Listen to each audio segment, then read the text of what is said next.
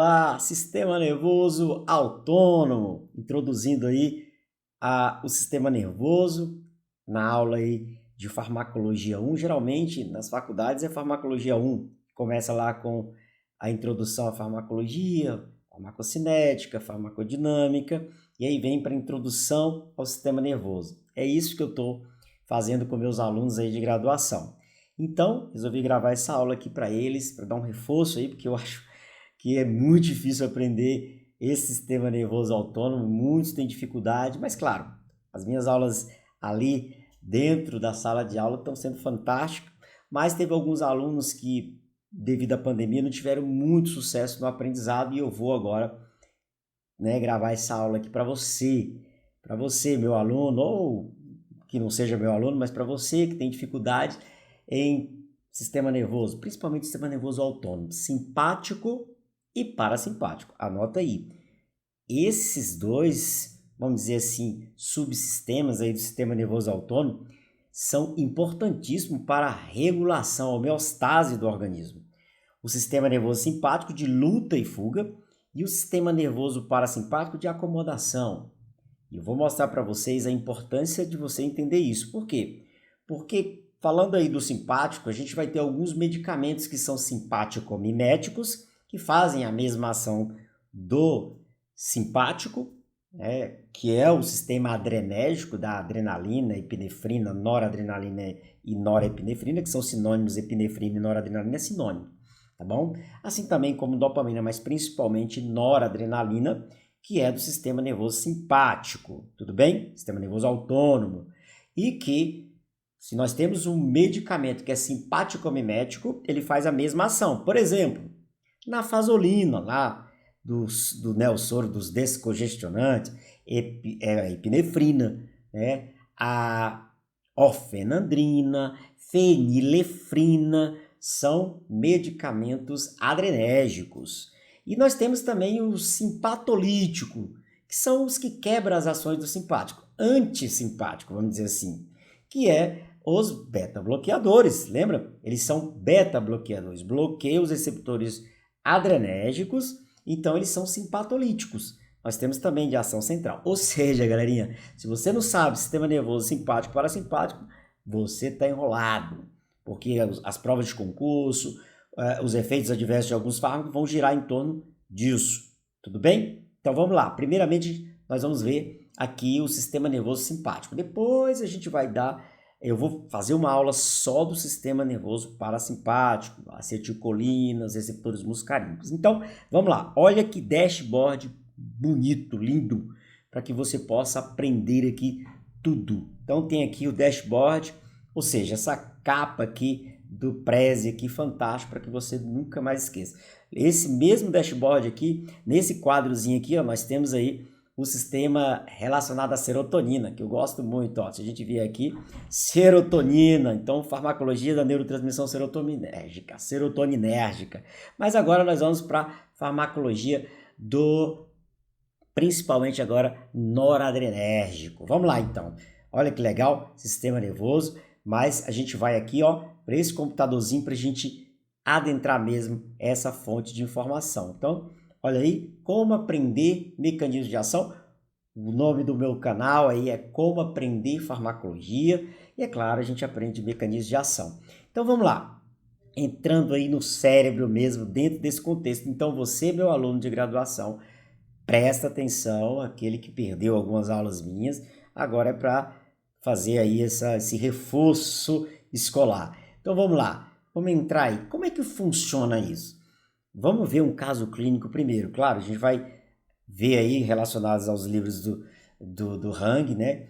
E também aí Katzung. Eu sempre pego dos livros e também dos artigos mais recentes. Mas vamos para um caso clínico. Olha que interessante. O pessoal está aqui no restaurante tranquilo e um carro adentrou o restaurante quebrando aí as suas vidraças. Pensa no susto.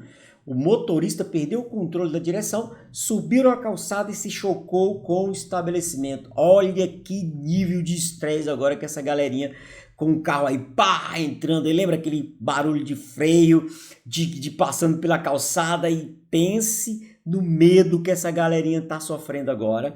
Olha aí que reações importantíssimo de medo. Essa reação, gente, dentro desse contexto do nosso estudo, vai ser chamado de reação de luta e fuga, ou seja, reações que te prepara aí para uma ação aí, seja de luta ou de fuga, em resposta a um estresse, aí, um medo, um susto.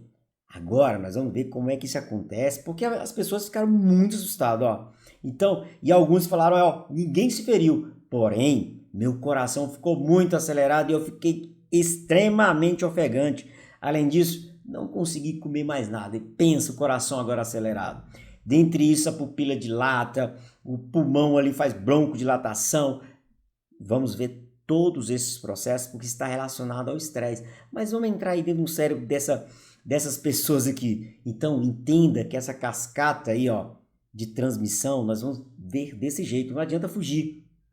É o sistema nervoso aí através dos seus neurônios.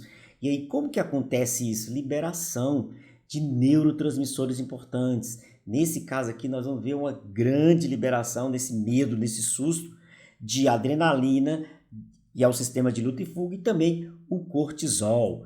Vamos ver isso tranquilamente. Como que a gente aprende isso para nunca mais esquecer? Gente, olha, dentro do cérebro aí, ó, a gente tem uma região muito importante que talvez você não se atente a isso, mas isso cai muito em provas, principalmente provas de concurso da Polícia Federal, da Polícia Civil de Perito, mas também aí dos concursos diversos para farmacêutico e outras profissões, como enfermeiro, médico, mas é a amígdala, gente, a amígdala que é responsável pela informação sensorial.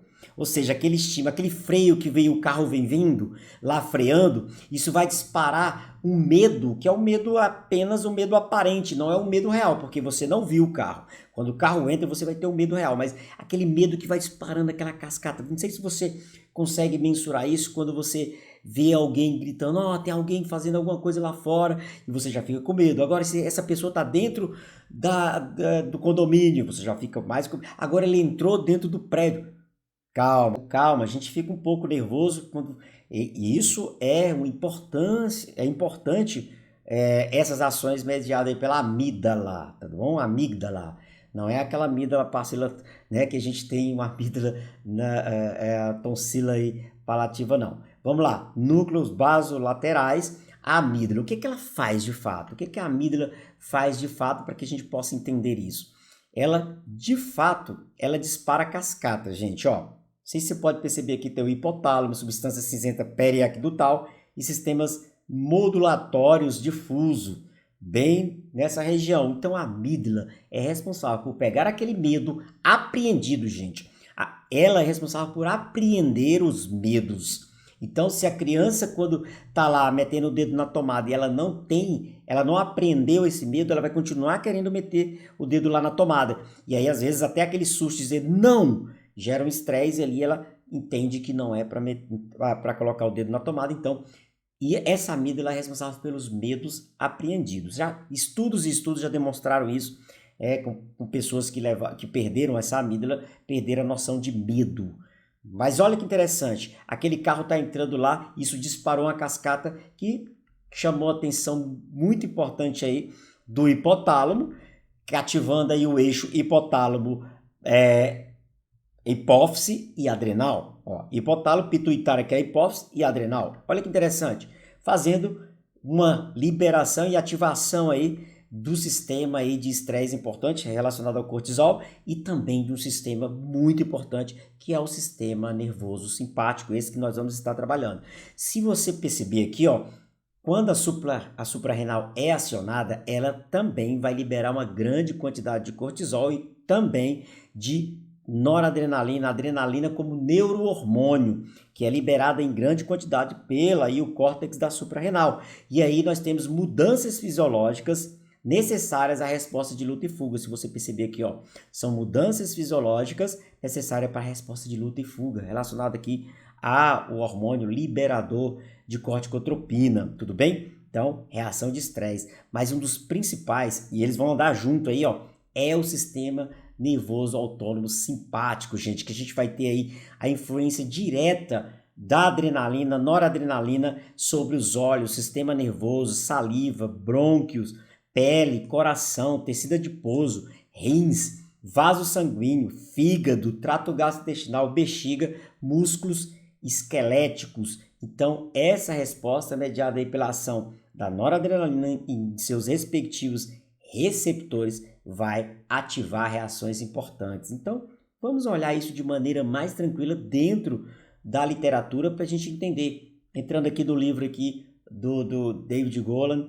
Então, vamos lá. Sistema nervoso autônomo. Primeiramente, a gente tem que entender que os órgãos do nosso organismo, os olhos, o trato respiratório, o coração, a pele e o fígado são órgãos de dupla inervação, gente. Presta atenção, dupla inervação. Não sei se você está vendo um neurônio saindo daqui, indo para os olhos. Também aqui, ó, do parasimpático, indo para os olhos. Então, entenda isso. Nós vamos trabalhar com o sistema nervoso simpático, que também vai estar aí inervando, vai estar aí tendo ações importantes sobre os olhos, assim como o sistema nervoso parasimpático. São sistemas antagônicos, não esqueça. Não quer dizer que um bloqueia o outro, mas são antagônicos. O sistema nervoso simpático, nos olhos, ele causa midríase, que é uma dilatação. O sistema nervoso parasimpático vai causar uma meiose, que é uma constricção. Assim como o sistema simpático nas glândulas salivares vai ocasionar o quê? Uma diminuição da salivação. O sistema parasimpático vai fazer o contrário, tudo bem? E esses sistemas são importantíssimos. A gente tem que entender que as fibras, ó, o simpático aqui, ó, se você perceber, ele tem as primeiras fibras são mais curtas, porque eles são aí da região, nós chamamos tórico-lombar, da T1 até a L2, sai aí essas fibras. Aí eu tenho um neurônio mais curto e aqui, ó, os gânglios, gente. É por isso que fala assim, os gânglios que tem a nicotina como neurotransmissor, né? Então nós vamos ver isso tranquilamente. Então, e o sistema parasimpático, ele é crânio sacral. Não esqueça disso, isso cai muito em prova. Então o sistema nervoso parasimpático é crânio sacral. O sistema simpático, ele é tóraco-lombar, que sai lá da região torácica até a L2, que é a região lombar. Lembrando, nunca esqueça, são órgãos de dupla inervação. Ó, o pulmão e o coração, o fígado, todos eles são inervados tanto pelo simpático como pelo parasimpático, só que fazem ações antagônicas. Não esqueçam disso. E para a gente ter mais noções sobre isso, né? Como já foi dito aqui a questão tórico, lombar e crânio sacral, vamos ver aqui essas fibras aqui, ó. Olha que interessante, o simpático ele tem uma fibra mais curta. Claro que lá no seu gânglio acetilcolina, os receptores nicotínicos são os gânglios, gente. O que é esses gânglios? Para você nunca esquecer, gente. Porque às vezes você fica, mas eu tenho que saber também da nicotina como neurotransmissor. Não, a gente trabalha muito mais com noradrenalina, adrenalina, que também é chamado de epinefrina, norepinefrina, e acetilcolina, que é do parasimpático. Mas olha, os nicotínicos que a gente quase não relaciona, mas são fármacos também. A gente vai ter fármacos que agem diretamente nesses gânglios aqui, ó, que é a junção entre um neurônio e outro. Eu não sei se você está conseguindo perceber aqui, ó, são esses gânglios aqui que aí nós temos a liberação aqui do neurotransmissor ganglionar, que é justamente o nicotínico, tudo bem? Assim como a gente pode ver aqui, ó, você vê que a primeira fibra do simpático é bem curtinha, a outra vai até o órgão, tá vendo? Ó, esse aqui é um neurônio que chega até o órgão, e é claro que você vai ver que aqui nesse órgão nós vamos ter os receptores aqui que vão receber aqui a liberação dessa ação, que vai liberar aqui no caso do simpático, a adrenalina, que vai se ligar em receptores importantes. Olha que interessante aqui, ó, o ganglionar aqui, e a última, a fibra que vai até os órgãos, no caso do parasimpático, ela é curtinha. No caso do simpático, é longa o neurônio que chega até o órgão. Então essa é uma diferença entre eles, que é bem importante frisar. Tá vendo aqui, ó, o parasimpático tem o primeiro neurônio é bem longo e o simpático é bem curto. É aqui que está mostrando aqui, ó. Tudo bem? Simpático, curtinho, que sai lá da região que tem ali tórico-lombar, que fica paralelo ali.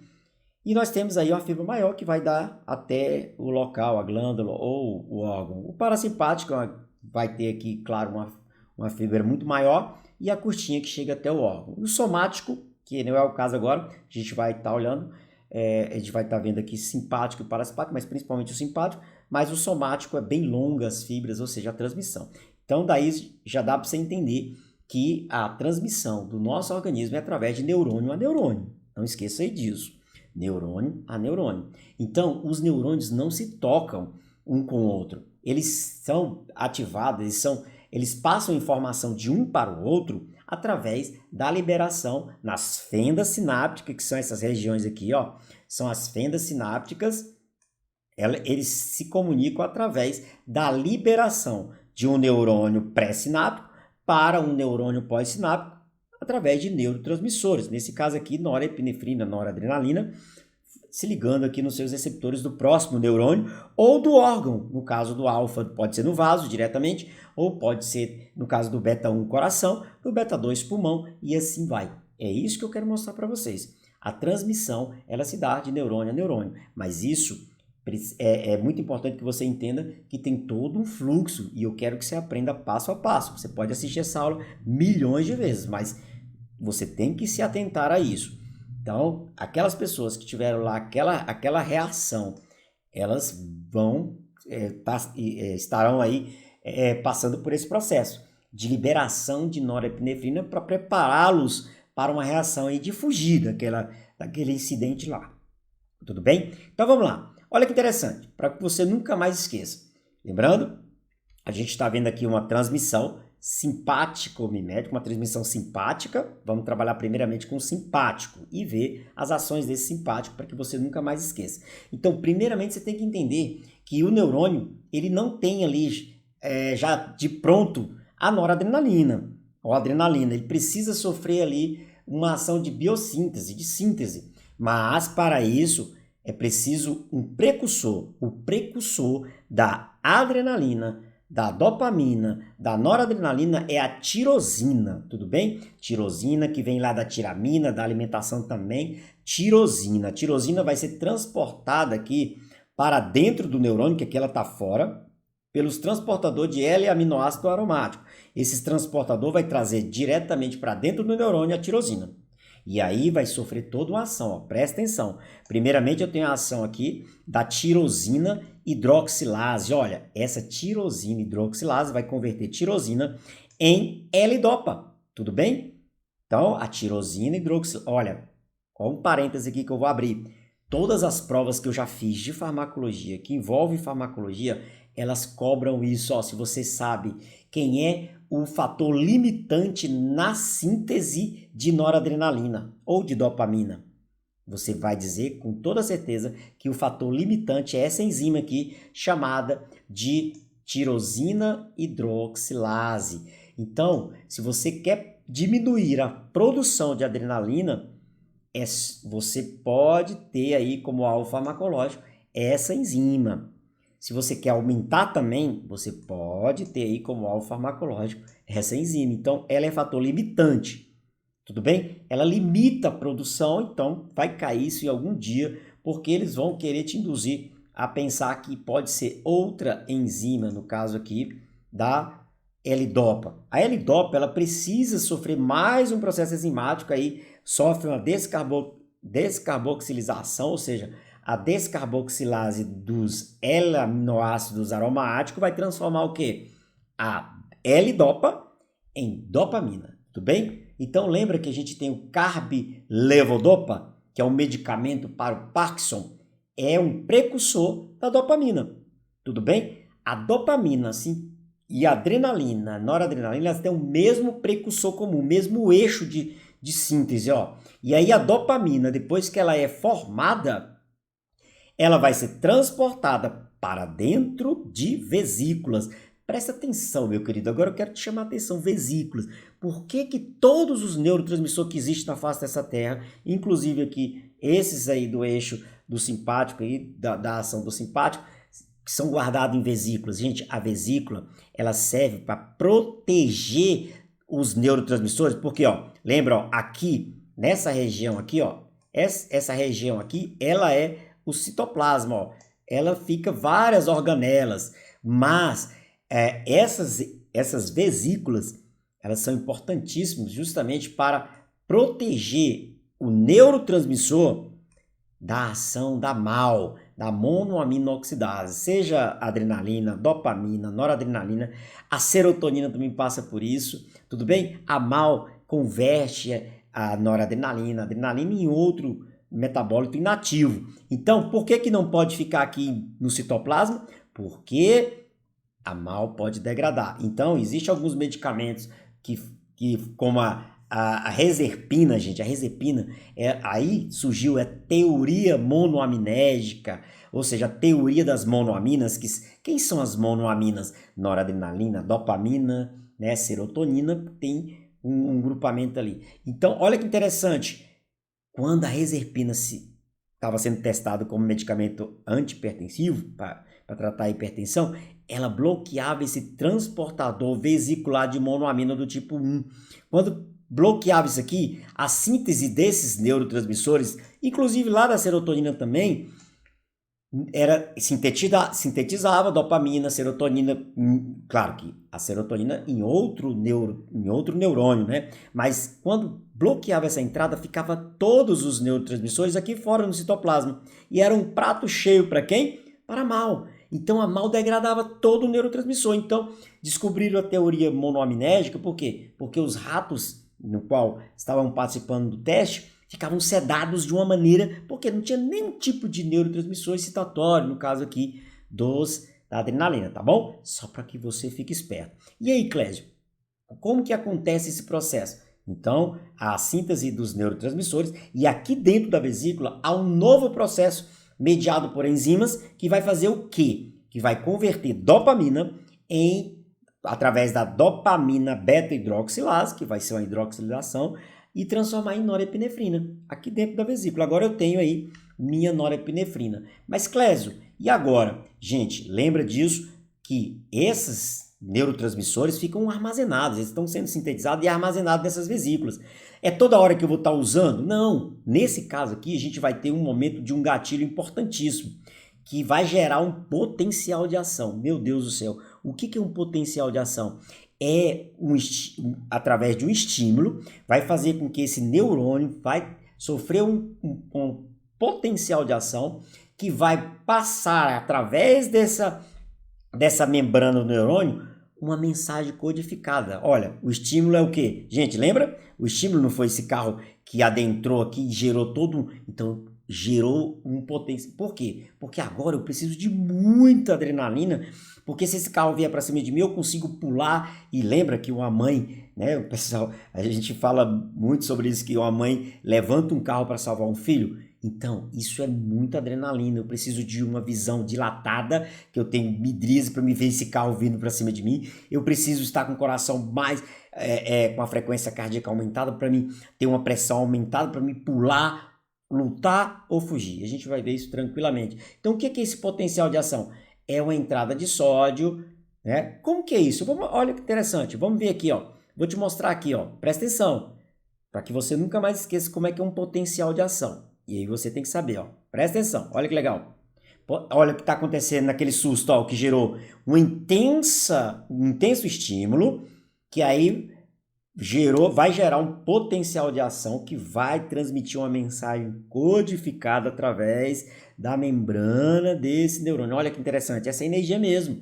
É energia, é eletricidade, ó, a entrada de sódio, ó, tá vendo? Vem a energia, a entrada de sódio. Lembra que estava fora, estava positivo, agora todo ficou dentro positivo. E aí eu tive aí um estímulo importantíssimo. Agora sim, eu tive uma ação, e aí você consegue entender como é que é esse potencial de ação. Você viu aí, né? Que é essa entrada de sódio, ó, entrada de sódio, porque aí muda, gente, o neurônio, quando ele está em repouso, vai ficar positivo fora, porque a grande quantidade de sódio vai estar fora. Quando ele precisa disparar uma ação, uma mensagem para o outro neurônio, há uma troca de polaridade, entra sódio para dentro do neurônio e aí eu tenho uma mudança de positividade. E por que isso acontece, gente? Se não vier esse potencial de ação, ó, se não vier esse potencial de ação até esse canal de cálcio aqui, ó, olha que interessante, segue o fluxo. Esse canal de cálcio é importantíssimo, ele está fechado. Por quê? Porque ele não houve aí uma ação no repouso para que ele se abra. E por que ele tem que se abrir, esse canal de cálcio? Voltagem independente, depende de uma voltagem. Que voltagem é essa? Entrada de sódio. Olha aí, ó, aí eu tenho a liberação desse canal. Esse potencial de ação faz nada mais, nada menos, e a importância disso é para abrir os canais de cálcio aí pré-sináptico, ó, para que essa entrada de cálcio, gente, vai fazer com que essa vesícula aqui cheia de neurotransmissores, norepinefrina ou noradrenalina, ela comece a se fundir aqui, ó.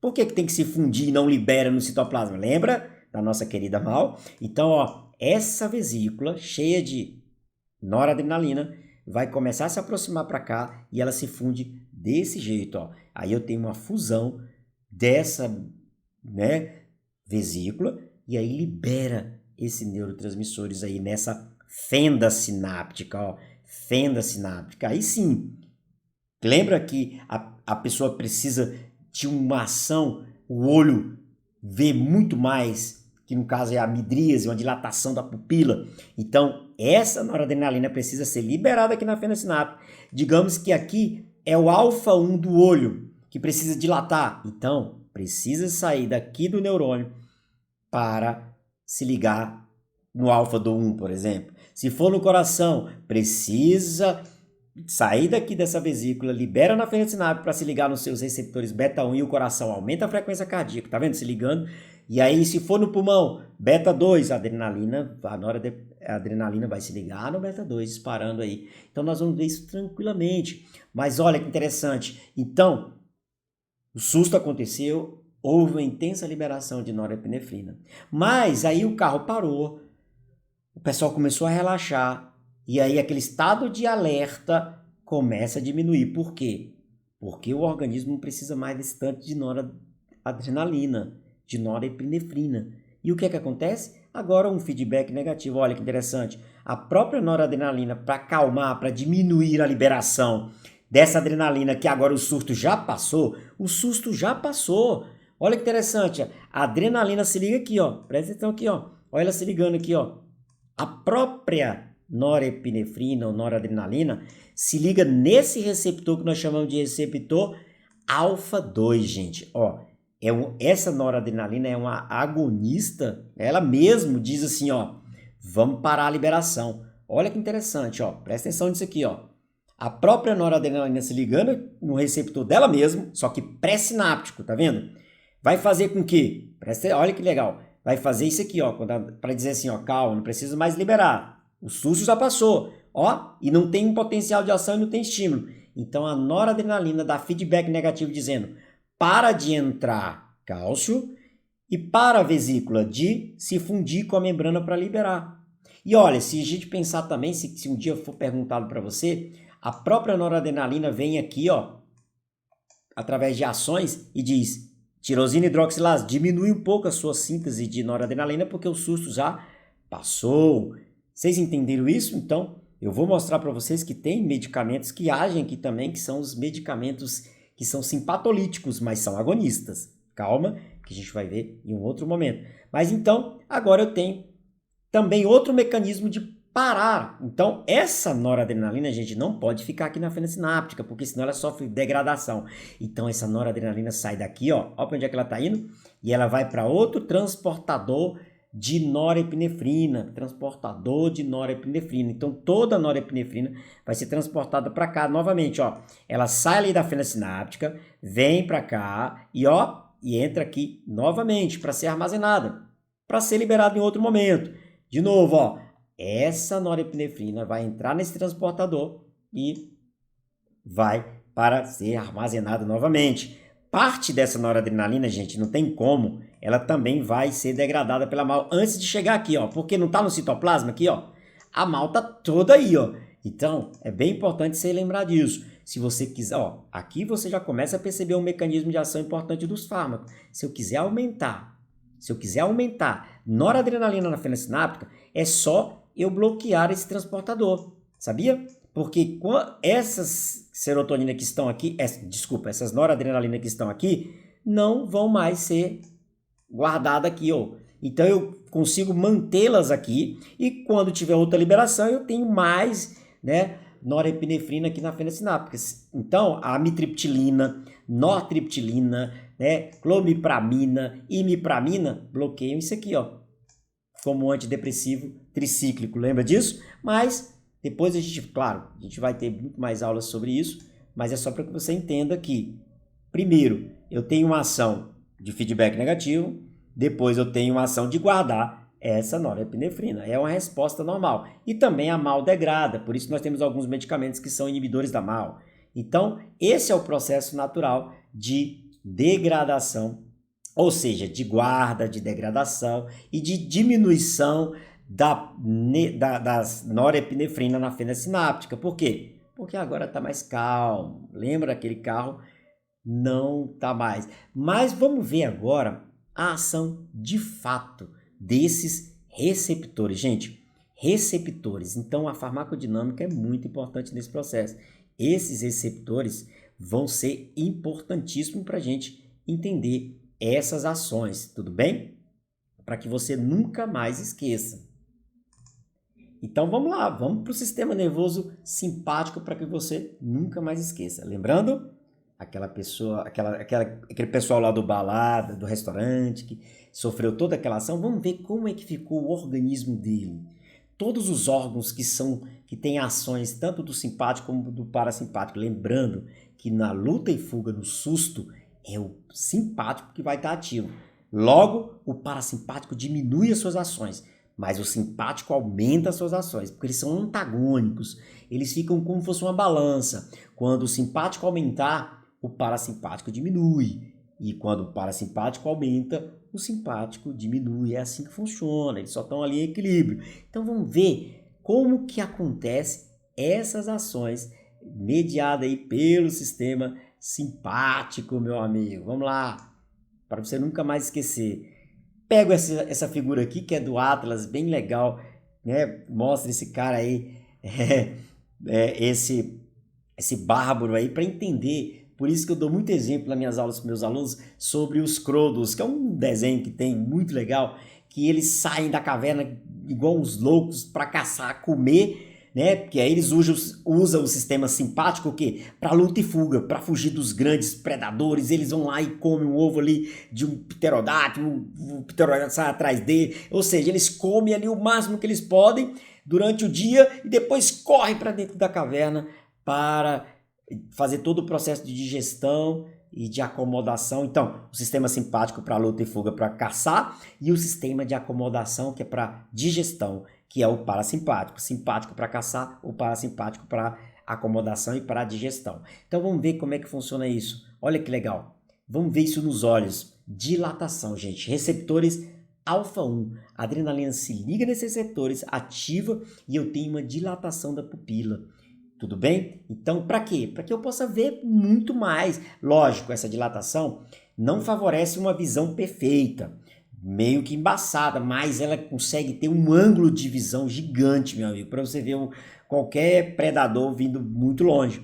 Então, nos olhos, dilatação da pupila. Saliva, gente, a boca seca. Não sei se você toma um susto, você fica com a boca seca, você está nervoso aí, vai apresentar um TCC, um artigo, você fica nervoso e aí começa a boca seca. Essa é uma ação que quer dizer que você está com o simpático ativo, adrenérgico, adrenalina se ligando em receptores o quê? Alfa-1. E aí você tem boca seca. Gente, o pulmão, gente, dá aquela broncodilatada, ou seja, muito ar entrando para que você tenha uma maior oxigenação das células, para usar e para fugir, para fazer o que for.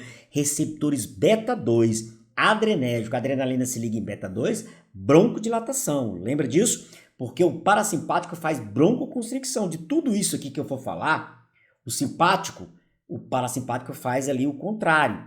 Não é que ele bloqueia, é porque ele faz as ações contrárias, tudo bem? Então, pulmão, dilatação, broncodilatação, receptores beta-2. E aí do coração, gente, claro que para uma resposta de luta e fuga eu preciso que o coração bombeie o máximo de sangue possível, aumenta essa pressão, lembrando, sistema simpático, tudo que eu estou falando aqui sobre o simpático, aumenta a pressão arterial. Por quê? Porque o coração agora aumenta a frequência cardíaca, força de contração, pressão arterial, beta 1 no coração. Tem beta 2? Sim, mas beta 1 é maior. Então, é por isso que muitas vezes você toma um medicamento que age em beta-2. Lembra que você toma salbutamol, fenoterol e você sente o coração disparar? Sim, porque eles são agonistas beta-2. Lembra que a gente viu lá no próprio pulmão aqui, ó? É beta-2. Lembra que você dá um medicamento para broncodilatar, um agonista, o Beraltec, por exemplo, que já saiu do mercado e quase você não encontra mais? Ele dá aquela broncodilatação, você respira melhor, mas você sente o coraçãozinho da criança ou de quem toma aumentado. Por quê? Porque tem beta-2 também, mas muito mais beta-1, tá bom? Então, no coração, aumenta a frequência cardíaca, força de contração, pressão arterial aumentada. Beta-1. Olha que interessante, pele, gente. Sudoração é mais colinérgico, você tem aí um aumento da sudorese, você fica um pouco suado ali, mas você acaba suando frio. Vou te mostrar por que você sua frio e você fica pálido, tá bom? Porque, olha que interessante, o simpático ativo também aumenta a renina. Lembra? Através do beta-1, renina, gente, é aquele sistema, renina é angiotensina, aldosterona. Lembra disso? A renina liberada na corrente sanguínea, e aí o angiotensinogênio, na presença de renina, vai se transformar em angiotensina 1, que vai lá no pulmão e a ECA transforma em angiotensina 2. Para quê? Para aumentar a pressão, porque angiotensina 2 é broncoconstrictor, não é nem broncoconstrictor, é vasoconstrictor, para aumentar a pressão, para você lutar ou fugir. Tudo bem? Aumentar a pressão, principalmente nos músculos, dilatação da musculatura, mas a renina, ela também aumenta a aldosterona para reter líquido, porque a gente precisa de líquido para a melhor ação do organismo, e aí aumenta a tal de aldosterona que retém sódio e manda potássio embora. Isso tudo porque a renina e o angiotensinogênio na presença de renina se transforma em angiotensina 1, que é convertido pela ECA em angiotensina 2, e assim vai acontecer todo o processo. Então, o simpático ativa a renina, tá bom? Para aumentar a pressão. Assim como a renina aumenta o simpático também no paciente hipertenso. O que é que acontece nos vasos, gente? Vaso é alfa-1, não esqueça disso. Alfa-1 constricção. Mas todo vaso, gente, ó, não, olha, presta atenção. Se o vaso tem receptores de alfa-1, também tem que ter de beta-2, ó. Beta-2 aqui, ó, é dilatador, ele dilata o vaso, tá bom? Ele dilata. Já o alfa-1 é extremamente vasoconstrictor, constricção, ó, tudo bem? Por quê? Porque já a pessoa, se tivesse só beta-1, o vaso colapava, ele fechava. Mas graças a Deus a gente tem essa homeostasia, ó. Eu tenho o beta-1 agindo e também a própria adrenalina se liga também em beta-2 aqui no receptor de beta-2. Só que muito mais a adrenalina se liga, age em alfa-1, tudo bem? Mas também age em beta-2. Para não deixar o vaso fechar por inteiro, tá bom? Então, essa ação é importante. Aqui eu abro um parêntese para te mostrar a aplicabilidade disso. Esse vaso, se for no sistema nervoso, presta atenção, galerinha, eu vou te dar uma dica legal. Por isso que a gente usa propranolol e até primeira escolha para enxaqueca, sabe por quê? Porque enxaqueca, meu querido, é vasodilatação. Aí você tem dor de cabeça, cefaleia, vasodilatação, mediado lá pela serotonina e entre outros peptídeos. Então, vasodilatação dói a cabeça, enxaqueca, cefaleia. Então, quem está aqui vasodilatando, ó, é o beta-2, ó. Tudo bem? Ó, dilatação, beta-2. Constricção, alfa-1. Então, eu tenho aqui, ó, beta-2. Isso aqui é só para que você, né, aproveitar aí o ensejo, ó. E aqui, ó, beta-2, ó, dilatador, alfa-1, constrictor. Lembra que eu falei que propranolol, que é um beta-bloqueador, ele favorece aí o tratamento da enxaqueca, da cefaleia? Por quê? Porque quando você bloqueia algo que é dilatador, você favorece quem é constrictor. Lembra? A cefaleia não é dilatação? Então, para me passar essa cefaleia, para me melhorar essa condição, eu tenho que vasoconstrictar os vasos do cérebro. Então, por que não favorecer a ação desse, bloqueando esse? Esse é vasodilatador e esse aqui é vasoconstrictor. Se eu bloqueio quem vasodilata, eu favoreço quem vasoconstricta. Se liga na dica aí do tio Clésio, beleza? Então, bem importante isso, para que você entenda. Claro que vai agir muito mais em alfa-1 como vasoconstrictor. Presta atenção, meu querido, essa é dica de ouro. Uma aula dessa você não vai ter em lugar nenhum. É a melhor aula que você já viu na sua vida.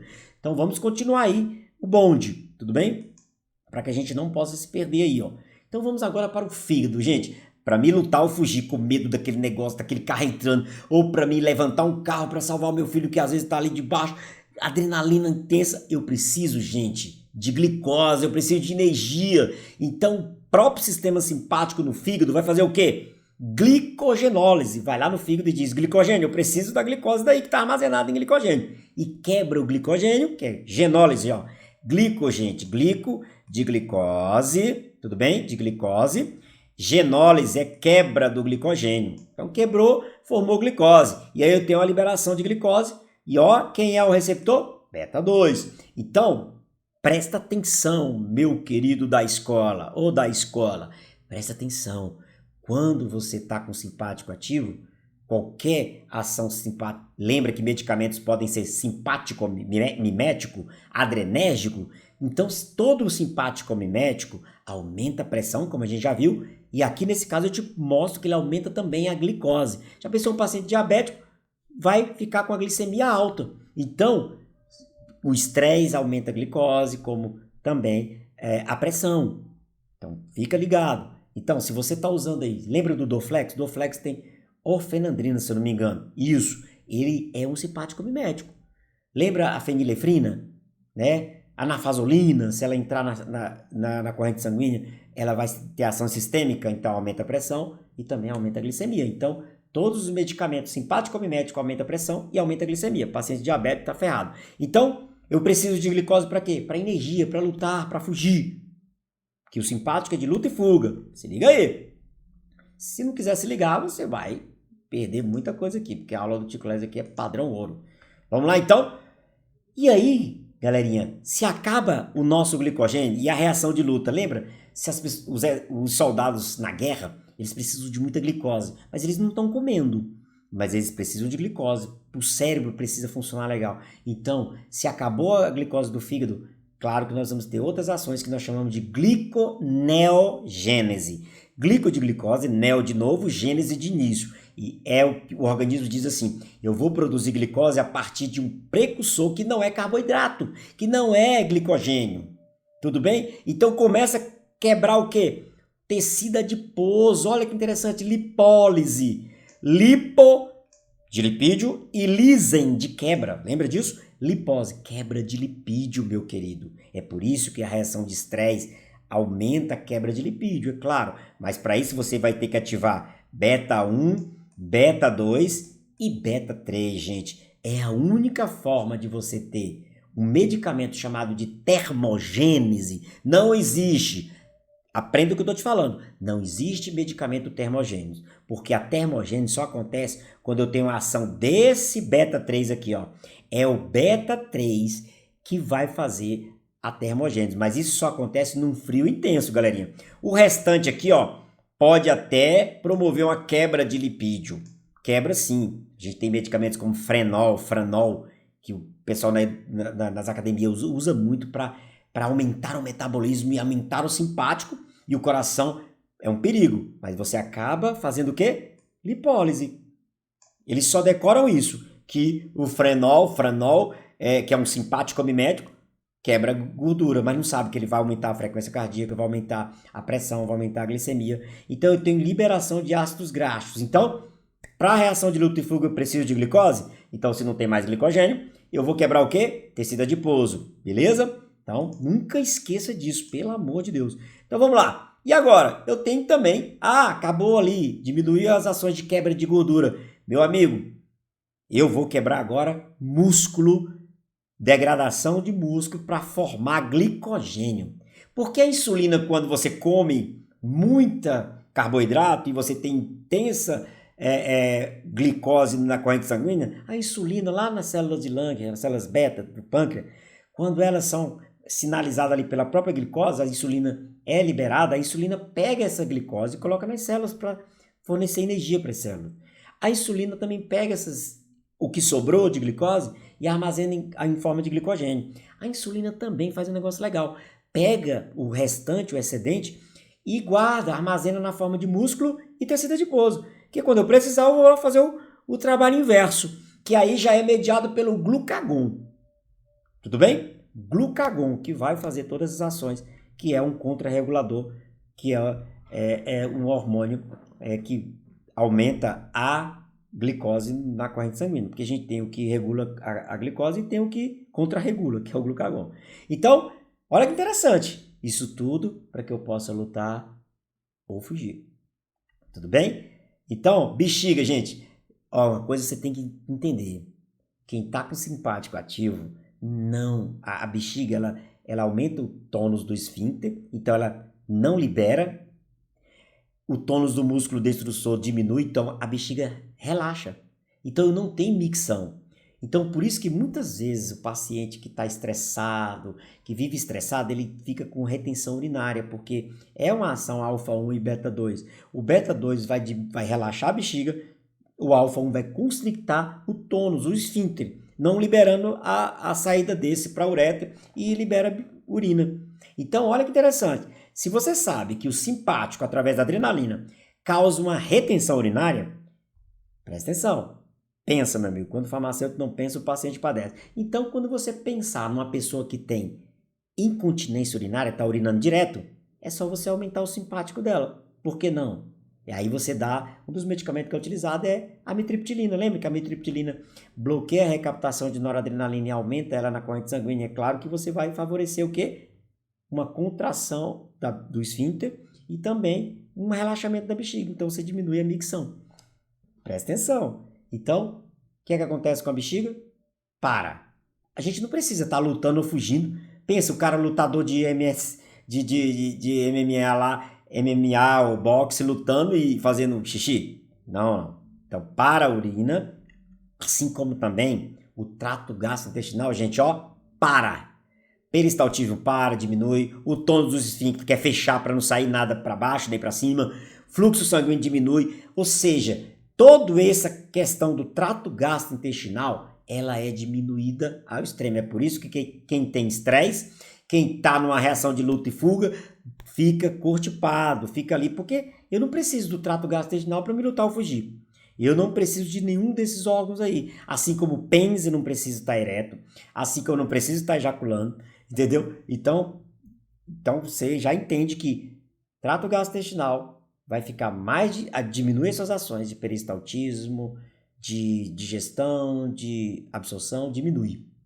Porque eu preciso de energia nos músculos e não no trato gastrointestinal. Isso vai acontecer lá no parasimpático. Já o parasimpático, meu amigo, para todos os outros do simpático e aumenta as ações do gastrointestinal. É isso que é importante, meu. Então aqui eu já te mostrei uma ação super importante do sistema simpático. Então, se liga aí, assiste essa aula, vai entendendo como que o simpático age para que você nunca mais esqueça. E eu vou te mostrar na próxima aula o sistema parasimpático, que tem ações antagônicas. Então, espero que tenha aprendido. E aí, ó, se liga aí, acessa aí mais videoaulas aqui nesse canal do YouTube. Vai lá no Instagram, meu amigo, já se inscreve lá também, começa a me seguir lá. Aqui, já ativa o sininho aí para você receber notificações de várias aulas que eu vou estar postando aqui. Então, lembrando, lá no Instagram, meu querido, lá é só informação, aqui é conhecimento. Então, se você não confunda conhecimento com informação. No Instagram tem aqueles feedzinhos lá que é só informação, então não tente aprender pelo Instagram, aprenda por aqui. Então, já se inscreve se você não é inscrito e já ativa o sininho lá para receber aqui embaixo, só ir aqui, ó, pam, e dá um likezão para o tio Clésio aqui ficar mais feliz.